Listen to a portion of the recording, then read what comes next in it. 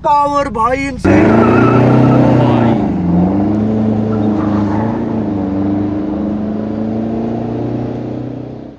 और आज मुझे ऐसा लग रहा है भाई, दिल मांगे मोर जैसी फीलिंग है ना, एग्जैक्टली वैसा यार। क्या इनसेन पावर आ रहा है।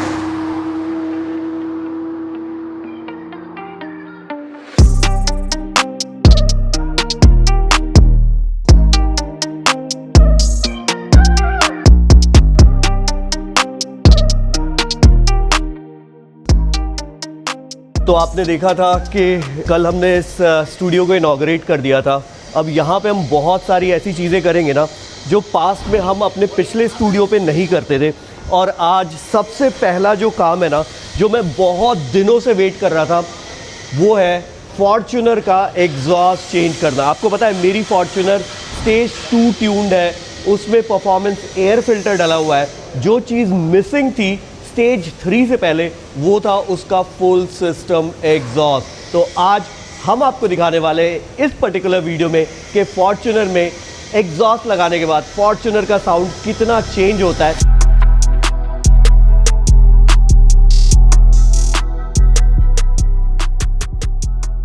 मैंने ऑलमोस्ट स्टेज 2 करने के बाद ना इसको बहुत एक्सट्रीम कंडीशंस में टेस्ट किया है। जो कस्टम मैप हम डिज़ाइन करते हैं ना गाड़ियों के लिए, वो कॉपी पेस्ट नहीं करते। और ये बहुत इंपॉर्टेंट है। हमारे पास पूरे इंडिया से ना कितनी सारी फॉर्च्यूनर और हाइलेक्सेस आई है जहाँ पे उनके जो मैप्स डले हुए थे ना, जब हम उनको रीड किया तो वो एक्चुअली किसी और गाड़ी के कॉपी पेस्ट किए हुए मैप्स थे। और इसकी वजह से उनकी परफॉर्मेंस इंक्रीज होने की वजह से ना उनकी गाड़ी मिसफायर कर रही थी, प्रॉपर एक्सेलरेशन नहीं आ रहा था और उनको वो फील नहीं हो रहा था।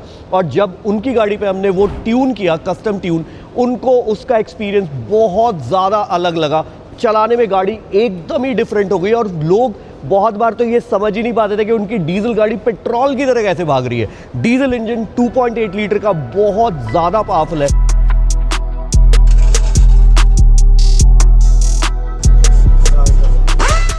अभी जितने भी बोल्ट्स हैं ना नीचे अंडर बॉडी में, वो सारी जब गाड़ी चलती है, एजिंग होती है, तो डस्ट, मिट्टी, रस्टिंग, इन सब की वजह से वो बोल्ट ना ईजिली ओपन नहीं हो पाते।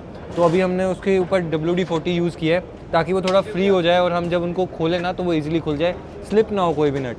अब मैकेनिकल वर्क में ना ये सबसे बड़ा टास्क होता है कि अगर कोई भी नट स्लिप हो गया ना एक बार, तो वो ईजिली खुलेगा नहीं और उसकी वजह से फिर या तो उसकी कटिंग करनी पड़ेगी या फिर उसमें कुछ और जॉब्स करने पड़ेंगे जिसकी वजह से वो पार्ट हम डिसमेंटल कर सकें।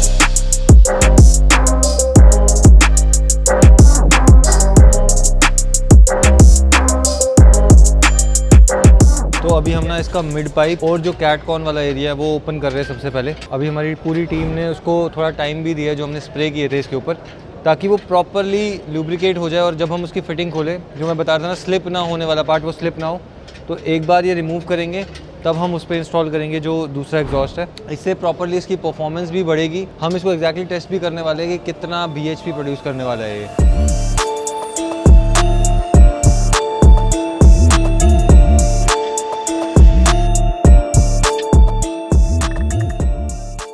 अब हम जब परफॉर्मेंस की बात करते हैं ना, ये बहुत इंपॉर्टेंट चीज़ है जब हम स्टेज 2 ट्यून करते हैं। मेरी गाड़ी पे पहले स्टेज 2 ट्यून तो हुआ था, मतलब ग्रेजुअली उसके बाद मैंने एयर फिल्टर चेंज किया और मैंने एग्जॉस्ट ऑर्डर कर दिया था। ये फाइनल स्टेज है जब हम एग्जॉस्ट को चेंज कर रहे हैं। अब इसको आप उठाओगे ना, ये एक्चुअली बहुत भारी है। ये कैटकॉन है इसका और ये बहुत ज़्यादा हैवी है। अब जो इसका इंडिविजुअल का वेट है ना, वो हमारे इस पूरे एग्जॉस्ट सिस्टम का वेट है। तो आप देखो कि गाड़ी कितनी ज़्यादा लाइट वेट हो गई। हमारी गाड़ी का परफॉर्मेंस कैसे इंक्रीज़ होगा, एक तो गाड़ी लाइट वेट होगी, दूसरी गाड़ी का जो पूरा सूट मास जो इसमें इकट्ठा होता था, जो ब्रीदिंग में EGR में प्रॉब्लम होता था ना, तो वो सारी चीज़ें इससे रेक्टिफाई हो जाएंगी। तो अभी जब इंस्टॉल करेंगे, इसकी आवाज़ तो इंक्रीज़ हो ही रही है, गाड़ी का जो ऑरा है ना वो एकदम नेक्स्ट लेवल तक पहुँच जाता है। साथ ही साथ चलाने में जो मज़ा आता है, नेक्स्ट लेवल भाई।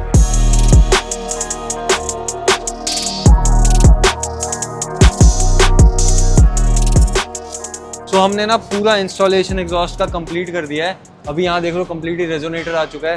पीछे में इसका कार्बन फाइबर टिप बहुत ज़्यादा सुंदर लग रहा है। एडिशनली जो ग्रेस मिल रही है ना इस पार्ट से कार को, वो बहुत ज़्यादा अट्रैक्टिव लगने वाली है। अभी फिलहाल हम लिफ्ट को नीचे करने वाले हैं और गाड़ी आ जाएगी अपने टायर्स पे फिर हम इसकी आवाज़ सुनते हैं एक बार कि कितना ज़्यादा डिफरेंस आएगा और इसकी परफॉर्मेंस में ऑब्वियसली कितना ज़्यादा फ़र्क आने वाला है वो आप सबको भी दिखाते हैं। तो एक बार करते हैं लिफ्ट नीचे और फिर आपको बताते हैं कि कैसी लग रही है गाड़ी में आवाज़।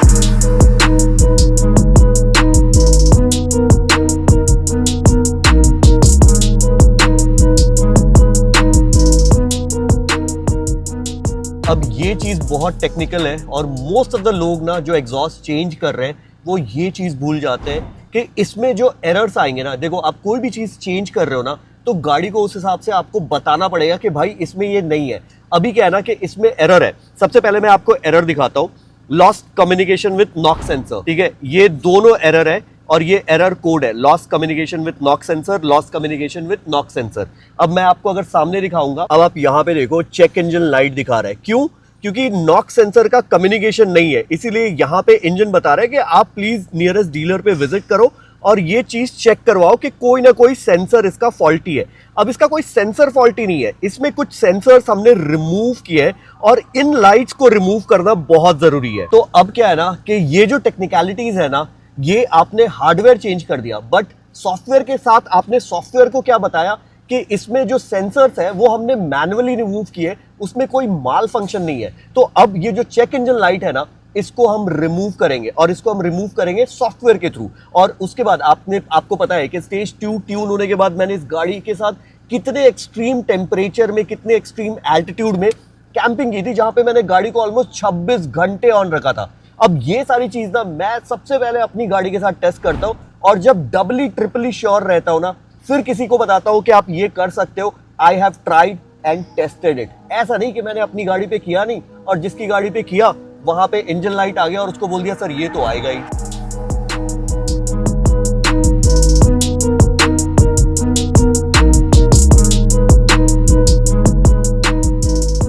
भाई finally it's the moment of truth. अब हम जा रहे हैं इसकी रोड टेस्ट करने, क्योंकि अब आप देखोगे सामने तो यहाँ पे जो भी लाइट्स थी ना, जितनी भी लाइट्स थी, मैं सामने से कैमरा लेता हूँ और यहाँ दिखाता हूँ, देखो जितनी भी लाइट्स हमारी है ना वो सारी की सारी लाइट्स जा चुकी है। अभी कोई भी लाइट नहीं आ रहा, चेक इंजन लाइट जो पहले आ रहा था ना वो नहीं आ रहा। तो ऐसा नहीं है कि हम आपकी गाड़ी में कुछ भी ट्यूनिंग या कुछ भी परफॉर्मेंस अपग्रेड कर रहे हैं और वो गलत करेंगे, नहीं। वो सारी चीज़ें टेक्निकली आपको साउंड होना बहुत ज़रूरी है किसी भी परफॉर्मेंस अपग्रेड के लिए, बिकॉज अगर चेक इंजन लाइट आता रहेगा ना तो जो आपकी इंजन की एक्चुअल प्रॉब्लम्स है ना, जब वो आएंगी ना तो आपको पता नहीं चलेगा, क्योंकि आपको लगेगा कि भाई चेक इंजन लाइट तो मेरे गाड़ी में हमेशा आ ही रहा है। बाकी अभी चलते हैं रोड पे और देखते हैं कि भाई इसका क्या मस्त माहौल बनता है जब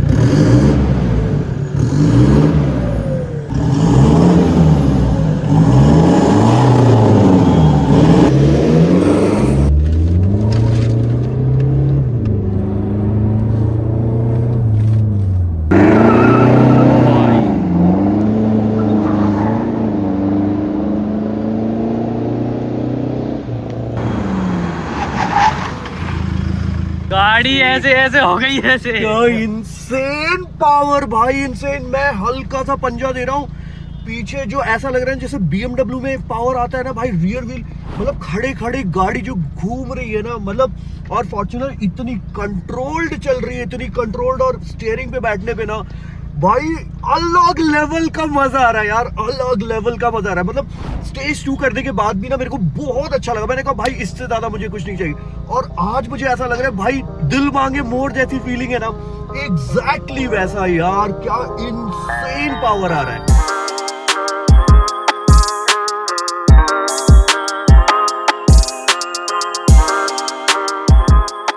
तो अभी ना हमारे पास एक बहुत इंटरेस्टिंग प्रोजेक्ट आया है, इस ऑडी Q5 का इंजन जो हमें ओवरऑलिंग करना है। ये हमारे यहाँ पे हमने रखा है, इसको हमने डिसमेंटल काफ़ी हद तक कर दिया है। अब ये कोई सबके बस की बात नहीं होती है इंजन को बांधना हो, वो भी ऐसी जर्मन कार्स का। तो हमारे पास ये इंजन आया था जिसका पिस्टन देख रहे हो कम्प्लीटली फ्रिक्शन की वजह से ख़त्म हो चुका है। ये इंजन सीज हो गया था, इसकी टाइमिंग चेन पूरी टूट चुकी है, क्योंकि इसका जो ऑयल पम्प था ना वो सबसे पहले लो ऑयल प्रेशर की वजह से पूरा डैमेज हो गया, जिसकी वजह से ऑयल जो है अलग अलग जगह पे नहीं पहुंच पाया एंड इसके वॉल्व थे वो पूरे बेंड हो गए।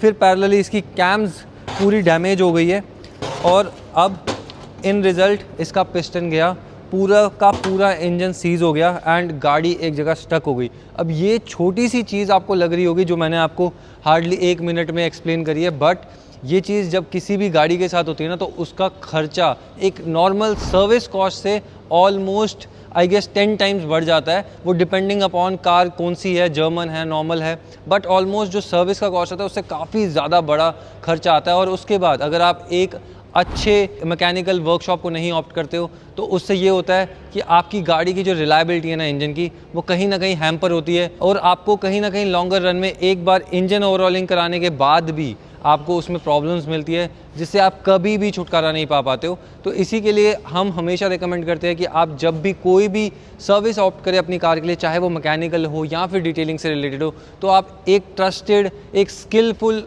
ही जगह चूज़ कीजिए ताकि आप जब भी कोई काम कराएं तो आपको आगे जाके प्रॉब्लम ना हो, आप पीस ऑफ माइंड से अपनी गाड़ी ड्राइव कर सकें।